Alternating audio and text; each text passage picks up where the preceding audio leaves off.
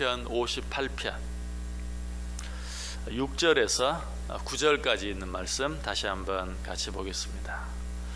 시편 58편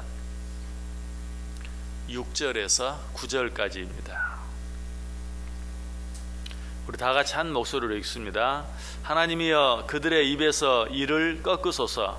여호와여 젊은 사자의 어금니를 꺾어내시며 그들이 급히 흐르는 물같이 사라지게 하시며 겨누는 화살이 꺾임 같게 하시며 소멸하여 가는 달팽이 같게 하시며 만삭되지 못하여 출생한 아이가 햇빛을 보지 못한갑게 하소서. 가시나무 불이 가마를 뜨겁게 하기 전에 생나무든지 불 붙는 나무든지 강한 바람으로 휩쓸려 가게 하소서. 아멘. 시편 58편 악한 자들의 악행을 고발하고 그 악한 자들을 징계하여 달라고 하나님께 기도하는 그런 시다라고 말씀드렸죠. 그런데 이 시에서 악한 자들을 비유하고 있는 여러 가지 특별한 표현들을 볼 수 있다고 그랬어요. 그것들 가운데서 어제 아침에는 소멸하여 가는 달팽이, 악한 자들은 소멸하여 가는 달팽이 같다. 무슨 말이라 그랬죠? 달팽이는 제 몸을 항상 끌고 다니죠. 그렇기 때문에 이 달팽이는 많이 움직이면 움직일수록 자기에게 손해예요. 자기 집이 달아 없어지고 말아요. 그처럼 악한 자들은 뭔가 하면 할수록 그것이 결국은 자기 자신을 소멸시키고 마는, 자기에게 손해가 되고 마는 그런 일이 되고 만다 하는 것에 대해서 생각해 보았어요. 자, 그런데 소멸하여 가는 달팽이에 이어 또 한 가지 악한 자들을 향한 특별한 표현이 나오죠. 그것은 무엇입니까? 8절에 있는 대로 만삭되지 못하여 출생한 아이. 악한 자들은 만삭되지 못하여 출생한 아기와 같다라고 말하고 있어요. 여기서 만삭되지 못하여 출생한 아기가 의미하는 것은 뭘 말합니까? 만삭되지 못하여 출생한 아이는 다른 아이보다 먼저 태어나죠. 똑같이 잉태되었다 할지라도 정상적인 기간을 다 채우고 나온 아이보다 일찍 태어나요. 세상을 일찍 보는 거예요. 그러나 만삭되지 못한 아이는 어떻습니까? 다른 아이보다, 정상적인 아이보다 일찍 태어나지만 햇빛을 보지 못하고 죽고 말아요. 물론 요즘에는 만삭되지 못한 아이도 여러 가지 의학적인 그런 기술로 인해서 얼마든지 건강하게 잘 자랄 수 있어요. 그러나 이때는 어때요? 만삭되지 못하여 이 세상에 태어나서 그 생명이 오랫동안 지속된다는 것은 거의 기대할 수 없는 일이었어요. 사실 얼마 전만 해도, 몇십 년 전만 해도 그렇죠. 여러분 가운데도 아마 여러분들의 실제 출생일보다 호적이 늦게 돼 있는 분들이 많이 있을 거예요. 왜 그렇죠? 두고 봐야 안다는 거죠. 태어나서 얼마 살지 못하고 세상을 떠난 아이들이 너무 많기 때문에 태어나도 호적이 올리지 않아요. 괜히 호적만 더러워진다고. 그래서 애가 이제 아이고 이제 가능성이 보인다 하면 그때서 호적이 이름을 올리는 그런 때가 얼마 전이었어요. 더더욱 만삭되지 못하여 난 아이는 정말 이 아이가 사람 구실할까 하면서 이 세상을 제대로 살아갈 수 있을까 하는 그런 눈으로 바라봤고, 실제로 얼마 더 살지 못하고 세상을 떠나가는 그런 일들이 많았는데, 악한 자들이 그와 같다. 악한 자들이 간교한 깨를 씁니다. 머리를 씁니다. 그래서 마치 만삭되지 못한 아이가 정상적인 아이보다 일찍 세상에 태어나는 것처럼 악한 자들도 일찍 성공하는 것 같아요.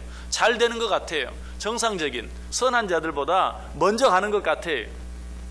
그러나 결과는 어때요? 빛을 보지 못하고 세상을 떠나고 만다 하는 것을 지금 이야기해 주고 있어요.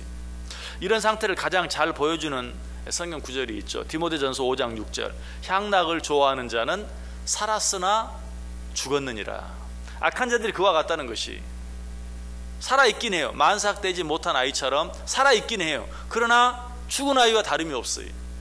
바로 그런 것을 이야기하고 있어요. 악한 자들이 그와 같다라고 말하는 것이. 그런데 그 가운데서도 잘 살아가는, 예전에도 만삭되지 못하여 잘 살아가지 못한 자가 있었죠. 우리나라 역사를 통해 보면 칠삭동이 한 명에 얼마나 똑똑한 사람이었습니까? 남보다 일찍 태어났지만 그러나 잘 살아갔어요. 그러나 결과적으로는 어떻게 될 것인가? 그러한 자들을 알지라도 얼마 가지 못해서 어두움이 그를 집어 삼키고 만다. 또 역시 이런 것들을 잘 보여주는 성경 구절이 있다면 마태복음 19장 30절을 들 수 있어요. 무슨 말입니까? 먼저 된 자 나중되고 나중된 자 먼저 된다. 여기서 먼저 된 자, 인간적인 방법이나 인간적인 술수나 인간적인 악행으로 말미암아서 남보다 앞서가는 자, 먼저 된 자, 이런 자는 결국 어때요? 먼저 가는 것 같지만 나중되는, 만삭되지 못한 아이가 그래요. 먼저 태어났지만 먼저 가는, 그러나 나중된 자로서 먼저 될 자가 많다. 정상적인 방법으로, 선한 방법으로, 하나님의 방법으로 이 세상을 살다 보니까 어때요? 뒤처지는 것 같아요. 잘 안 되는 것 같아요. 손해보는 것 같아요. 늘 당하기만 하는 것 같아요. 그러나 그런 자가 결과적으로는 먼저 되어질 것이다 라고 말하고 있어요. 자, 이런 말씀들을 통해서 우리가 얻을 수 있는 교훈은 무엇입니까? 그리스도인들은 절대로 조급해서는 안 된다는 것이, 그리스도인들은 절대로 먼저 가기 위해서 수단과 방법을 가리지 않는 그런 삶을 살아서는 안 된다는 것이, 그리스도인들은 좀 천천히 간다 할지라도, 좀 손해를 본다 할지라도 하나님의 방법으로, 하나님의 뜻대로, 하나님이 원하시는 길로 나아갈 수 있어야 된다. 무엇보다 어떤 일들이 내 생각처럼 되어지지 않는 것처럼 느껴질 때 더욱더 하나님의 말씀, 하나님의 약속 붙잡고 오래 참음으로 기다릴 줄 알아야 된다. 그렇게 했는데도 되지 않는다면 그것은 하나님의 뜻이 아니, 그것은 하나님의 책임도 아니. 우리는 이런 일들 앞에서 조급할 필요가 없다. 하나님은 좀 천천히 일하시는 경향이 있다라고 말씀드린 적이 있어요. 자, 하나님께서 이스라엘 백성들을 구원하시기로 작정하시죠. 이스라엘 백성들이 죽겠다고 하소연하고 하니까 하나님께서 그들의 그 부르짖음을 들으시고, 아, 내가 저들을 구원해야 되겠다. 자, 누구를 통해서 이스라엘 백성을 애굽에서 구원해내십니까? 모세를 통해서. 자, 하나님께서 이 일을 작정하시고 제일 먼저 하신 일이 뭐예요? 성경을 보면 한 레위인 남자와 한 레위인 여자를 결혼시켰다. 그리고 나서 이 부부가 아이를 낳는데 그 아이가 누구였어요? 모세의 누이 미리암이었어요. 지금 모세가 태어나도 언제 이 아이가 자라서 이스라엘 백성들을 애굽에서 구원해내겠어요? 출애굽시키겠어요? 그런데 모세가 태어나는 것이 아니라 모세의 누이 미리암이 태어났어요. 자, 두 번째 아이가 태어납니다. 누가 태어납니까? 이번에는 모세가 태어났습니까? 아니, 이번에는 모세의 형 아론이 태어나는 거예요. 그리고 나서야 누가 태어납니까? 모세가 태어나요. 자, 모세가 태어나긴 했지만 이 갓난아이가 언제 커서 이스라엘 백성들을 구원해내겠어요? 더더욱 모세가 태어나자마자 어때요? 헤롯이 2살 아이의 어린아이들은 다 죽이라 라고 해서 정말 죽임을 당할 그런 위기 가운데 처하게 되죠. 그래서 결국은 나일강에 버려지게 되고, 그러나 그로 말미암아 바로의 궁에 들어가게 됩니다. 바로의 궁에서 몇 년 동안, 40년 동안 준비되어지고 훈련되어져요. 정말 긴 시간이었죠. 아, 이제는 이제 모세가 이스라엘 백성들을 구원할 때가 되었겠다 라고 생각을 했는데, 아니, 뜻하지 않게 또 모세는 살인을 저질러서 광야로 도망을 갑니다. 광야로 가서 또 몇 년? 40년. 이번에는 이스라엘 백성을 구원해낼 지도자로서의 어떤 훈련도 받는 것이 아니라 장인의 양을 키우는 목동으로, 목자로 40년을 보내요.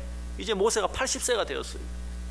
분명히 성경은 이스라엘 백성들이 우리를 이곳에서 구원해 주옵소서 라고 부르짖을 때 하나님이, 아, 이제 저들을 구원해야 되겠다 라고 분명히 하나님이 작정하셨다고 했는데, 한 사람이 결혼하고 전혀 그 구원과는 관계없는 자들이 태어나고 모세가 태어났나 싶었는데 40년 동안 바로의 궁에서 훈련을 받고, 그리고 나서는 또 40년 동안 광야에 가서 얼마나 답답합니까? 그리고 나서야 드디어 너는 바로에게로 가라. 그때도 어때요? 모세는 뭐 가겠다 안 가겠다 또 옥신각신하고 드디어 가기는 갔는데 어때요? 또 10가지 재앙이 일어나면서 바로가 또 뜸을 들이고 얼마나 답답한지 몰라요. 하나님이 이렇게 일하시는 경향이 있어요. 왜? 하나님께는 천년이 하루 같기 때문에. 우리는 1000년이 걸리는 일이 하나님께는 하루처럼 느껴지기 때문에 그래요. 그러므로 이 하나님을 믿고 사는 우리들은 어떻게 해야 돼요? 조급해서는 안 돼요. 좀 더 빨리 가기 위해서 하나님께서 원치 않는 방법을 사용해서는 안 돼요. 그러나 악한 자들은 그렇게 한다는 것이 마치 만삭되지 못하여 난 아기와 같이. 그러나 그들의 결국은 어때요? 늦게 세상에 태어난 자들보다 먼저 세상을 떠나고 마는 그런 일이 있을 것이라고 이야기하고 있는 것이. 잠언 12장 3절에 말합니다. 사람이 악으로서 굳게 서지 못하거니와. 악한 자들은 자기가 남들보다 더 빨리 더 굳게 서기 위해서 온갖 방법을 다 동원하지만 절대로 그런 일은 일어나지 아니할 것이다 라고 말하고 있어요. 성경은 가룟 유다를 향해서 뭐라고 말합니까? 이런 자는 세상에 태어나지 않았으면 더 좋을 것이다 라고 말하고 있어요. 바로 이것이 악한 자들을 향하여 주는 말이. 악한 자들이 악한 방법으로 세상 사람들보다, 정상적인 사람보다, 선한 사람보다 더 먼저 가는 것 같고 빨리 가는 것 같지만 그런 자들은 차라리 세상에 나지 않았으면 좋을 뻔했다. 여러분 어떻게 이 세상을 살아가길 원하세요? 좀 더 빨리 가기 위해서 세상적인 방법, 인간적인 방법 사용하면서 살길 원하세요? 성경은 그런 자들 향해 말해요. 먼저 된 자 나중되고 나중된 자 먼저 된다. 우리는 좀 더디더라도, 좀 바보스럽게 보인다 할지라도, 좀 손해가 나더라도 하나님의 방법, 하나님의 뜻대로 이 세상을 살아갈 수 있어야 돼요. 무슨 일을 하든지 하나님께서 우리에게 말씀하신 대로, 내 마음대로 되어지지 않는 것 같아도 하나님의 말씀, 하나님의 약속 붙잡고 살아가는 그 길이 진정으로 빠른 길이요, 진정으로 굳게 서는 길이다 라고 오늘 우리에게 말씀해 주고 있어요. 오늘 하루도 우리를 향한 하나님의 뜻, 하나님의 방법, 하나님의 약속 기억하고 그것들을 붙잡고 지름길로 달려가는 삶이 아니라 오래 참고 인내하며 오직 하나님께 맡기고 하나님의 뜻대로 하루를 살아감으로 마지막 결승점에 서서는 잘하였다, 착하고 충성된 종아 라고 칭찬받을 수 있는 저 여러분 꼭 될 수 있기를 주님의 이름으로 간절히 축원합니다. 기도하겠습니다.